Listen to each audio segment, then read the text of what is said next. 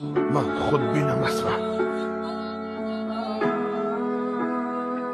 Sizlar ovqatinglarni vaqtida yeyishing uchun, oilam ovqatini vaqtida yeyish uchun men hali abekam qilmagan insonman. Men xudbin emasman. O'zi ishlashga loyiq bo'lib turib ayolini ko'chaga chiqarib qo'yganlar xudbin. Men xudbin emasman. Farzandlarini ko'chaga tashlab boqmayotganlar xudbin. Men xudbin emasman. Alimentdan qochib yurganlar xudbin. Men xudbin emasman. Hamma ona sevgisi haqida gapiradi, lekin hech kim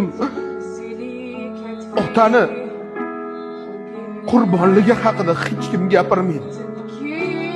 Oilasini boqayotgan erkak hech qachon xudbin bo'lmaydi. Men